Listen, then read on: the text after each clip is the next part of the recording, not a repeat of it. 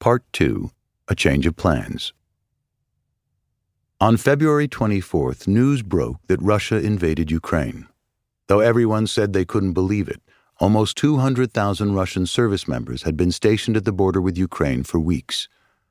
The troops had been told it was just an exercise, but for some reason they had been handed weapons, medical kits, and gear.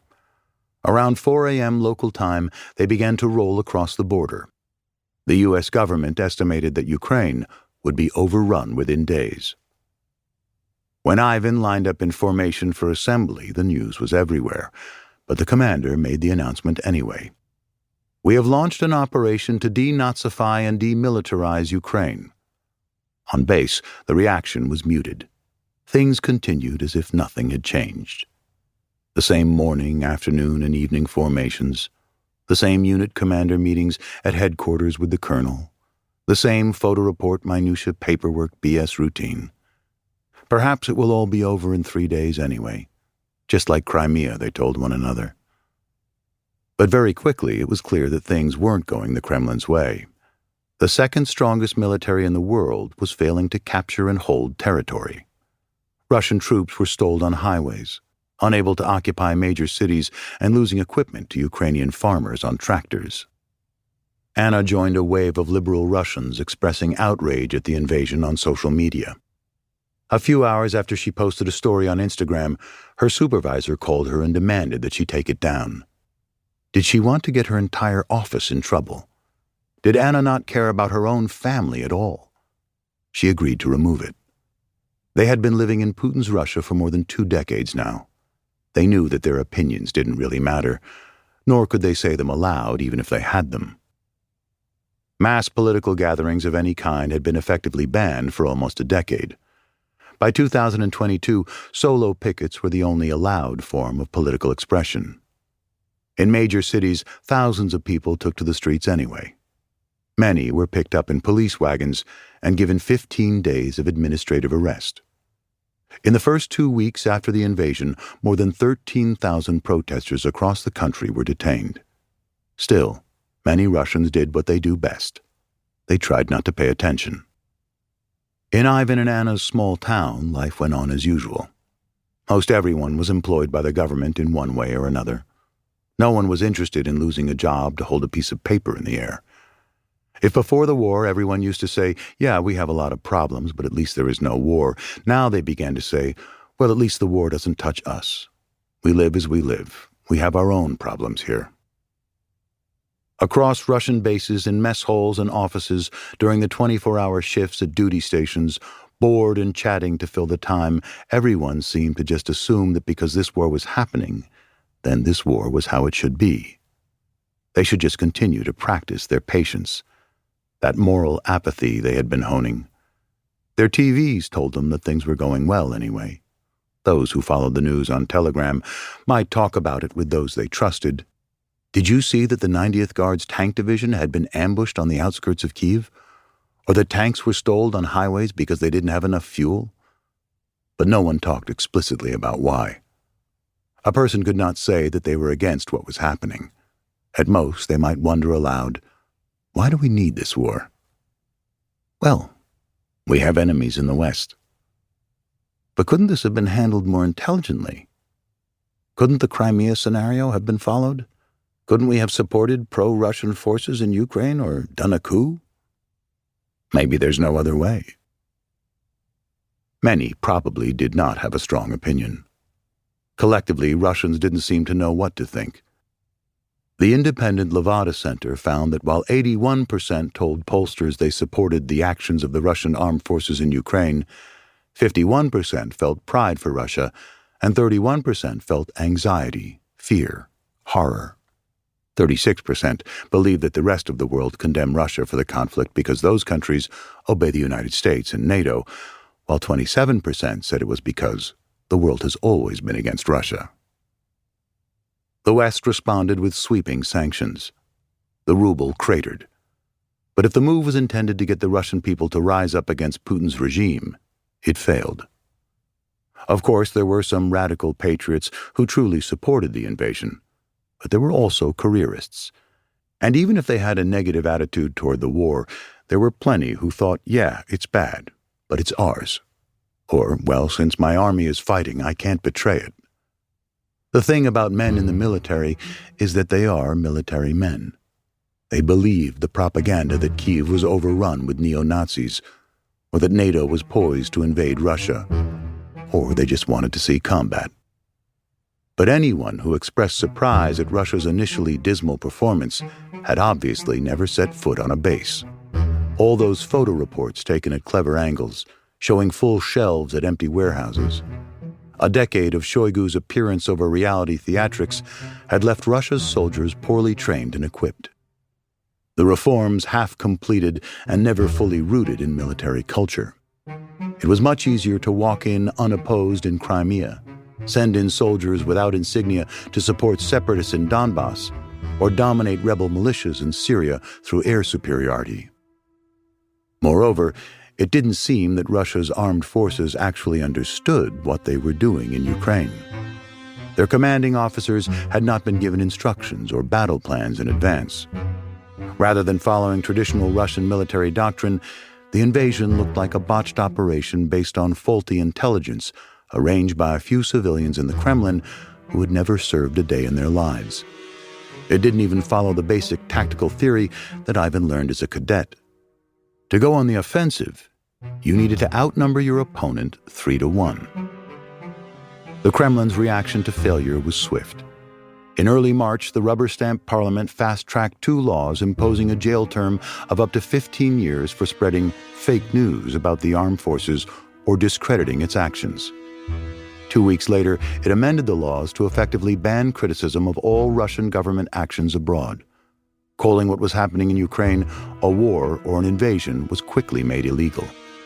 Instead, it would be called a Special Military Operation, SVO. The few bastions of independent media that held out through the last 2 decades were banned or closed one by one.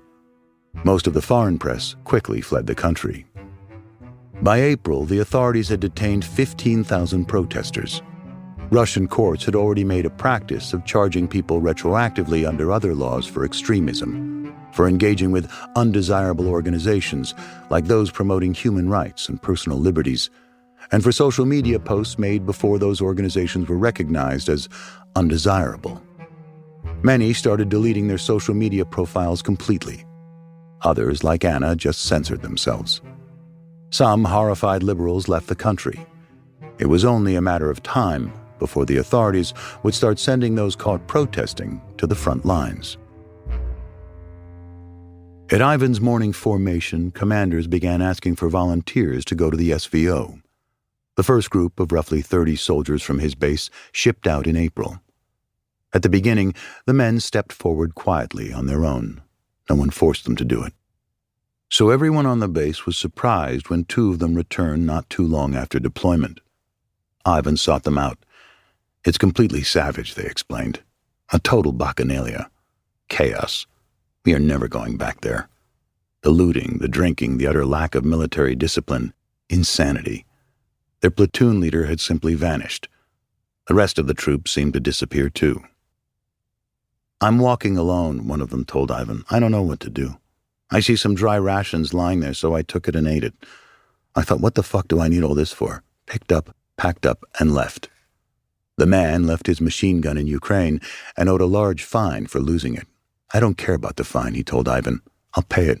Just fire me faster. A few men became a horde. Soldiers stampeding their way back to base. Men who had been scattered along different parts of the front line ended up running into one another at the airport in Moscow. They had fled on their own dime, unauthorized. Oh, you're alone too? Yeah, I'm not fucking going back there. Soldiers were just walking off the battlefield and returning to their bases. Across Russia, entire units refused to fight. In late March, 300 servicemen from a unit from Bunuksk, Dagestan, laid down their arms and left Ukraine. By April, 500 National Guardsmen had been dismissed for leaving Ukraine after just 4 days. That month, it became public that 11 members of Oman, a dreaded unit of riot police officers, had refused to deploy. In July, 150 contract soldiers from the 5th Separate Guards Tank Brigade were dismissed after refusing to cross the border into Ukraine.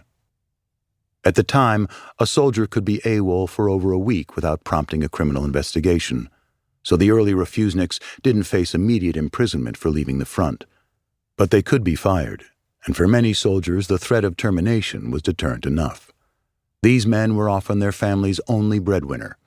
They would be giving up their entire life's accomplishments, their right to free health care, child care, apartments, extra veterans payments, to step into the abyss and poverty of civilian life with no training in anything other than posing for photo reports ripping up dandelions. But even those who actually wanted to be fired didn't necessarily get their wish. Depending on a man's supervisor, it wasn't always easy to terminate a contract, especially as rank increased. There was a ton of paperwork and headaches for everyone, especially the higher-ups. So there were men who drank a bottle of vodka, went to the police officers, and did something stupid in front of them so that they would be taken to the medical department where they would refuse a medical examination. According to a provision in the military regulations, this would trigger an early discharge. Refusal of a mandatory medical examination is akin to the use of banned substances in Russia. A soldier could lose his driver's license and be forced to attend a drug treatment center. But if this allowed him to get out, that was not too high a price to pay. Not everybody was ready to go to such extremes. There were those who thought, yes, it's bad, and I do not want to participate in it, but I've got a bit of time left until retirement, so I'll try to sit through it. And maybe no one will notice me, and I'll just stay here on my base. Those people would have loved to quit, but on their terms, with all the pay, benefits, and so on. Sure, the army they served in might be killing people, but they weren't the ones doing it, just cogs in the larger mechanism. The existential question repeated: who should be held accountable for the will of one man? Russians had been honing their skill of tolerance, that patient waiting without truly expecting anything to change. The thing is, they weren't asking for anything more than what they had worked hard for all those years. This would describe an overwhelming majority of Russian service members, and it included Ivan, who believed he could continue to follow his plan. They wanted to stay in a military that was fighting a war, collect their paychecks, get their retirement benefits, and leave without ever stepping foot on the front line. The phrase, to have your cake and eat it too, in Russian slang is to eat the fish and sit on the dick. Evidence that this hope was misplaced was mounting. After the first few months of the invasion, volunteers began to dry up, and the authorities began an enlistment drive. Placards went up around the provinces heralding heroes of the SVO, calling men to join as private mercenaries or enlisted kontraktniki. Recruiters offered huge sign-up bonuses and promises of coffin money. The Ministry of Defense would ultimately produce sleek television ads that exhorted taxi drivers, personal trainers, and security guards to man up, showing footage of their boring lives and asking them, is this the path you really want to choose? Each man then morphed into a kitted-out soldier moving through fog. The video explained that the monthly payments started at $2,000, roughly triple the nation's average income. Another ad promised land tax exemptions, compensation for household utility bills, and sanitarium vouchers. The ministry placed ads in subway stations, at bus stops, and in store windows. Anna saw them so often she had memorized them. Strategically, the Kremlin could have started a mobilization right away to build up a reserve force, but it instead made the political choice to get by with the troops it had, hoping the war would not disturb too much for too many. It tried to entice more people into service. The Russian regime passed a law that allowed people over 40 to serve in the armed forces. Even though a man couldn't call it a war out loud, the authorities promised that all combatants in the special military operation would be considered veterans under Russian law, entitled to a host of lucrative, long-term benefits. Recruiters promised cash bonuses for heroic deeds, like a knocked-out tank, plane, armored personnel carrier, and so on, so on, so on.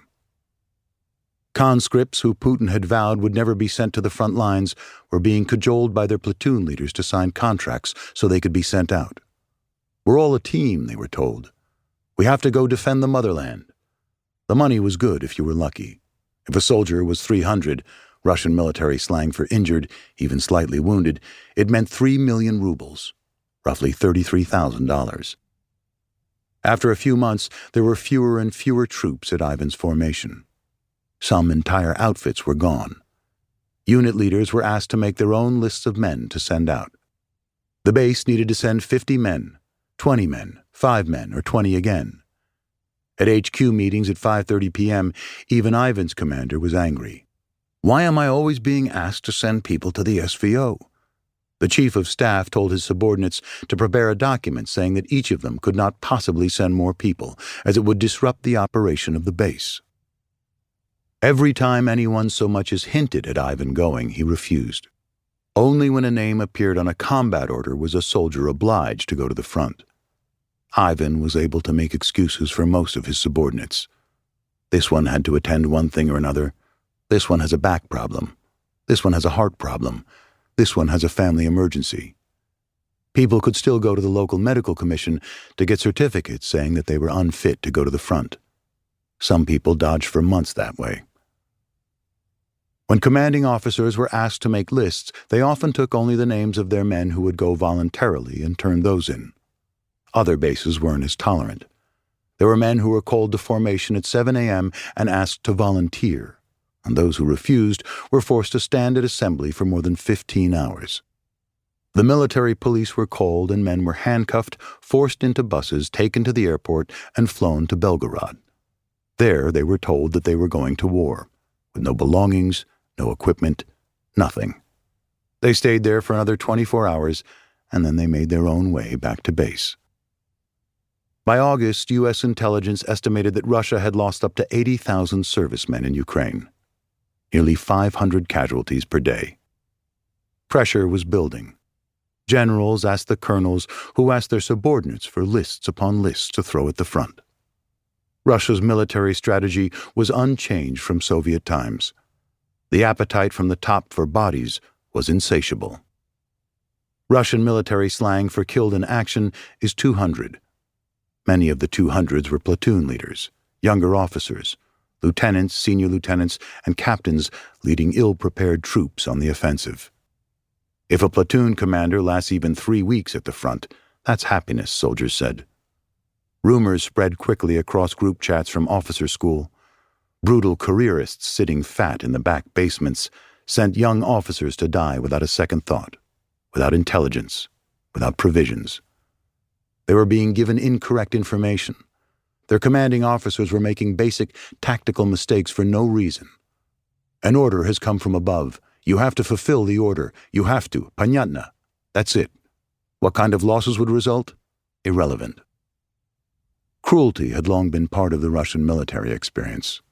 Since the time of the Soviet Army, there had been no professional non-commissioned officer corps to manage millions of conscripts.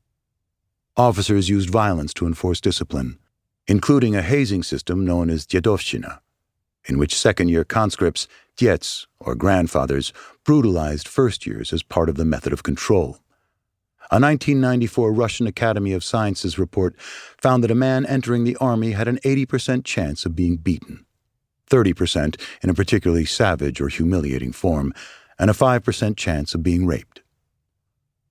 Though the service time had been shortened and the first and second-year distinction eliminated, this war resurrected the worst instincts of Russian military culture.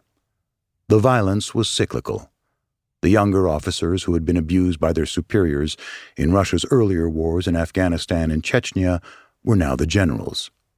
Reforms proved to mean very little to wartime command. The savagery of Dedovщина quickly returned. It soon got back to Ivan's base that commanders weren't showing much remorse over the deaths of so many of their subordinates in Ukraine. One time, the men overheard their commander on the radio saying, "Now I will send you my meat further toward your position." This guy was calling his own subordinates meat. They threw a grenade in his hideout to kill him. It didn't work. The guy had always been a bastard, so Ivan had no reason to doubt the rumors. Another commander earned the nickname the Butcher because of how many men he had lost. Once, the Butcher was sitting in his basement playing some kind of racing game on his phone when a platoon commander who had just been on the attack came in and told him, "Here, Comrade Colonel, at the attack, there are this many 300s, this many 200s. The Butcher continued playing as he listened. Then he sat straight up and shouted, "Duty guard, order me a pizza," and returned to his game. On August 1st, their base commander, Colonel S., asked Ivan and his platoon to line up in front of the podium during flag raising. In front of the entire assembly, he informed them that they were being sent to the SVO as infantry. They'd been expecting something like this. The whole platoon refused on the spot. They demanded to see a combat order that officially listed their names. "Do you want to be terminated?" S asked them. "Since you refuse, write me a report of your refusal." Ivan believed that S was bluffing, that there was no combat order with their names, but if they wrote a statement of refusal, it would be the pretext to terminate their contracts. Many of his men did it anyway. They were young. They didn't have anything to lose but their lives. But Ivan had worked too hard for too long. He had completed nearly 20 years of service, more if you counted all his overtime. He was ready to start his new life. He was enrolled in retraining, taking coding classes online, trying to set up a Bitcoin mining business on the side. Everything was within his reach if he stuck to the plan. Ivan consulted with a lawyer who told him that the army could fire him only for refusing orders. So in his refusal report, he wrote that he hadn't actually refused. Instead, he had misunderstood the task his commander had set out. He was not refusing to go to the SVO outright. He would go, but in his current position, which would keep him far from the grinding front line. He cited his failing health. For years, Ivan had a herniated disc. He wanted to be medically excused. Since his experience with Pig, Ivan had been collecting documents, so he already had everything to prove that he had medical problems and was owed more than 300 days of overtime. He took the paperwork to the Human Resources Office and submitted a statement requesting his time off. Ivan wanted to show that he was problematic. If the army wanted to fire him, fine, but he would not go down without a fight. If it was more work for the army to terminate him than it was to let him continue serving, maybe it would leave him alone. Perhaps he could draw this out for the few weeks that remained until he left for retraining. But when Ivan called the retraining center, he was told that his enrollment had been canceled. He couldn't believe it. He had the confirmation paper in hand, stamped, signed by the retraining center, signed by his supervisor, and signed again by the base commander. How could the center just cancel his admission? Was that even possible? He could only guess that the colonel's office had contacted the center, called him a bastard for refusing to serve, and that was it. "Can they really deny me retraining?" he asked the head of the program. "Kind of," came the reply. Russia's legal system uses the trappings of a rules-based order as window dressing for an authoritarian state. If you follow the complicated minutiae of the law to the letter, sometimes you can stand your ground and win. That gives people hope to keep trying, but other times the regime changes the rules in the middle without warning. It was as if you were playing chess with an abusive opponent. Sometimes you could pull a queen's gambit. Sometimes your opponent just smashed you in the face with the board. Ivan decided he would fight back. He would sue Colonel S. for denying him his rightful retraining if he tried to fire him. "Where is the refusal report?" S. confronted Ivan at the parade grounds another morning. "I'm going to sue you, Commander, sir," Ivan replied. S. walked up to him, bent down to his ear. "Fuck you," he whispered before straightening up. "That's it. Get out of here. Don't show up at the base again." Ivan was suspended. His lawyer advised him to continue attending the morning formation so no one could accuse him of being AWOL. They would fight his dismissal in court as wrongful termination. Ivan never technically refused any official order. If he were fired, he would be left with nothing. Ivan would show up to the base for roll call and go home for the rest of the day, waiting for his termination. Ivan and Anna discussed it and tried to put a positive spin on things. It could be a lot worse. After he was fired, they would start their lives again, even with nothing. Across Russia, other officers were refusing to go to the front. A far more dangerous trend for the war effort than the refusal of an average contractnik. Officers who refused couldn't be discharged. They were too valuable. The state had paid for them to be trained for this. Instead, all manner of pressure was applied to ship them out. They were mocked mercilessly in front of assemblies, marched around to the base's political affairs office for conversations, sent from there to different cabinets of commanders for more conversations. Everywhere, it was as if they were reading from the same playbook. What are you, a traitor? Abandoning your own subordinates? You're not a man. Pull yourself together, coward. Then threats. We'll put you in jail. We'll find a reason to put you away. We'll turn you into the prosecutor's office. Then harm. We will take you out, handcuff you to a radiator, and shoot. The risks of refusing orders once a man arrived behind the ribbon, as the front was called, were even greater. They had all heard rumors about the pits, the basements where officers were held against their will for refusing to fight. There was also a bulletin board, which soldiers took to calling the Wall of Shame, at the center of Ivan's base, displaying the portraits of these men. Everyone knew that the Russian military had no squeamishness about extrajudicial reprisals. Throw a man in a ditch and shoot him, and tell his relatives he deserted. As rumors of Ivan's refusal to be sent to the front spread through their small town, people in the street butted into Anna's life. Your husband came up with the idea of not participating or something, they clucked. Soon the head of Anna's department again called her into her office. What do you mean your husband doesn't want to? We must defend our country. He's in the military. That's his job. Anna wanted to shout at them that it was Ivan's job to protect his country, to defend the homeland. If something happened on their territory, she was sure Ivan would be the first to volunteer. But forcing a man to kill for no reason, there was a big difference. She didn't dare say any of that aloud. Yes, I understand, she would reply. We've made that decision. That's it. She tried to speak neutrally, to stay detached without stirring up unnecessary conversations. She felt she had no other tools, only that she could deaden her bright eyes on command. Anna and Ivan were part of the state machine. If she wanted to survive, she could not start any fights, but she could not rhetorically cave either. This small shred of dignity was all that remained. On September 21st, Putin appeared on their televisions and announced a partial mobilization. There had been rumors for weeks. The front was hemorrhaging men. I will repeat, we are talking specifically about partial mobilization, Putin decreed, trying to preempt the panic that followed. The priority will be those who have served in the ranks of the armed forces and have certain military specialties and relevant experience.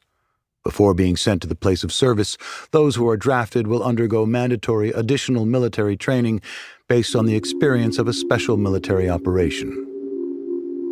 What Putin had not announced, but was written clearly on the Defense Ministry's website, was that the mobilization included a stop-loss measure, in which personnel remained on active duty involuntarily until the end of wartime conditions.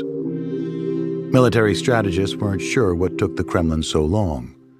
With very few exceptions, no man could be terminated. No contracts would be broken. Ivan had no idea if his commanding officer had submitted his termination documents in time. Would his punishment be his salvation? Anna was at a girlfriend's house when Ivan called her. Did you hear the news? Mobilization? She asked, though she already knew. Yes, he replied. She understood everything. She hung up. He's announced a mobilization, she told her friend. I'm off. Anna got up, went outside, and realized she was floating. The kind of shock where she couldn't feel anything happening around her.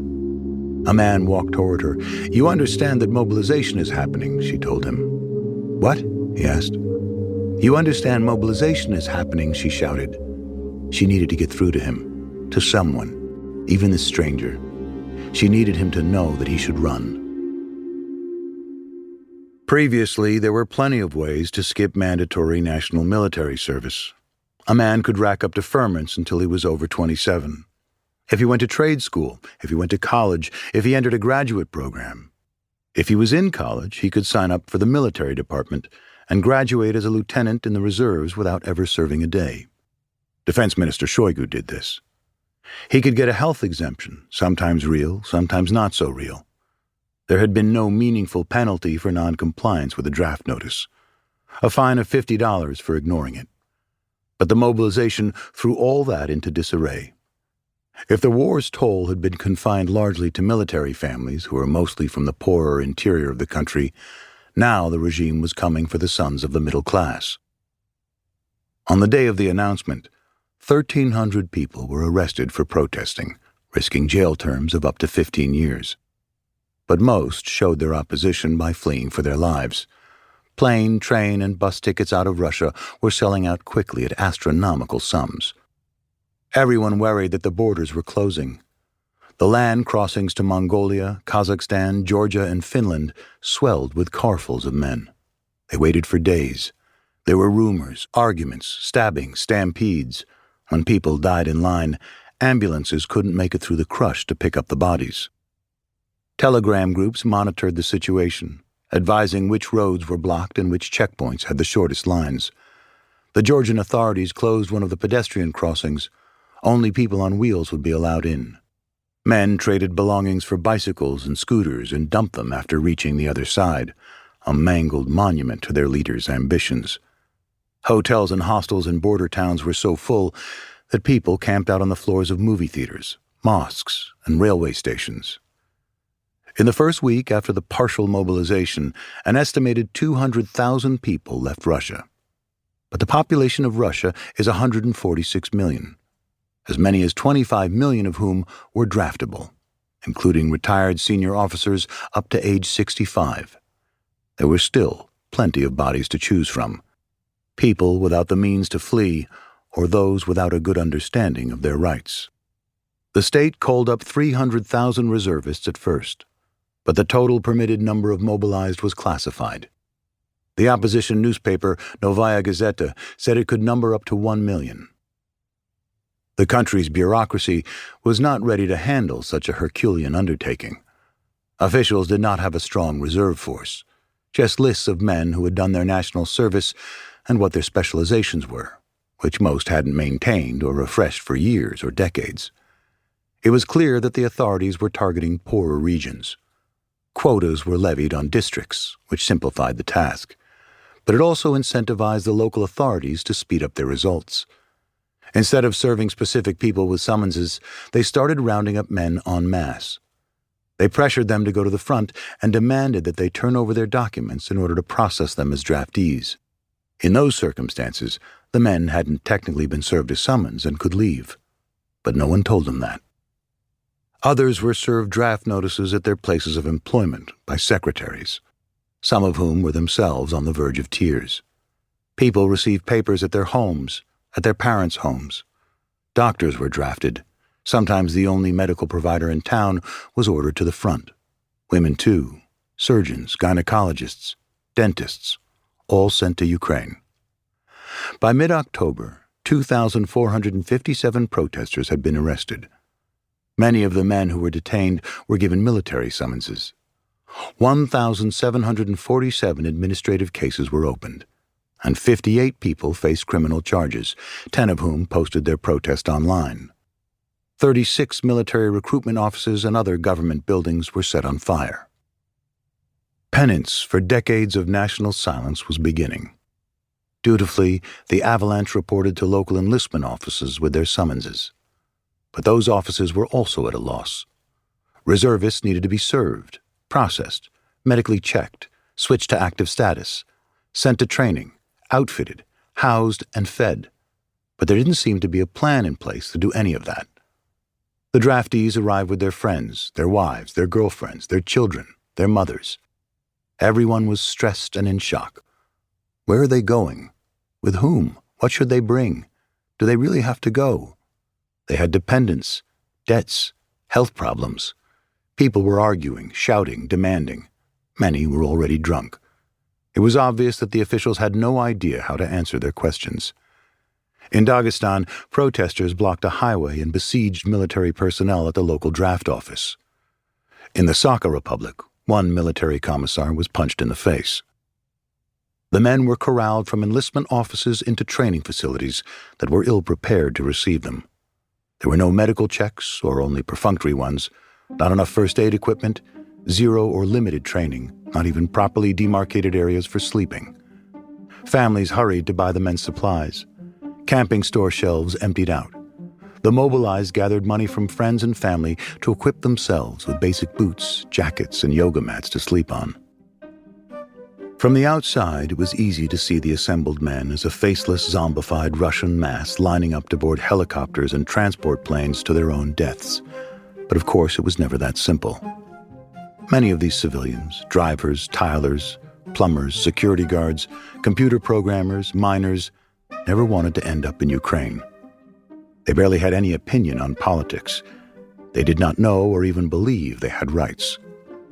Once their summonses came, they did not think they had a choice. It was a command issued by their government.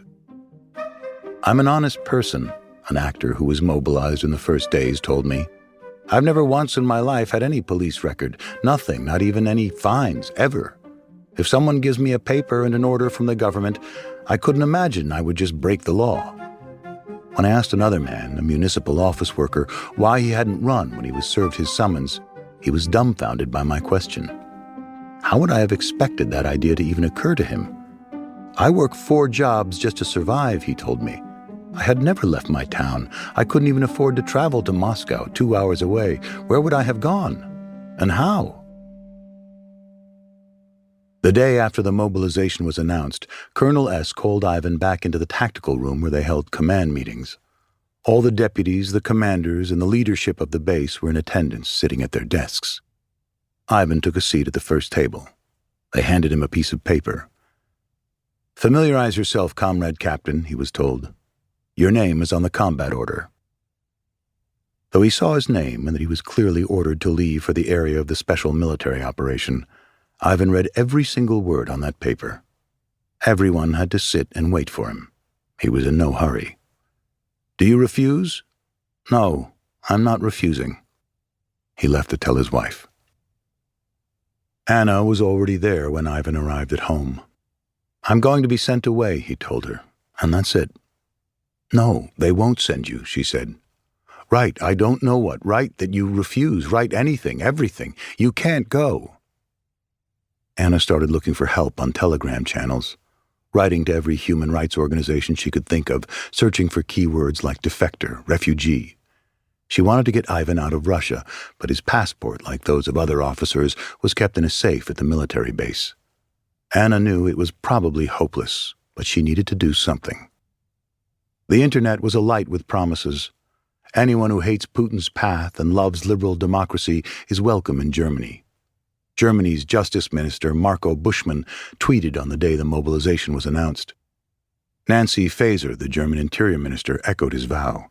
Deserters threatened with serious repression can, as a rule, obtain international protection in Germany, she told a German newspaper the next day.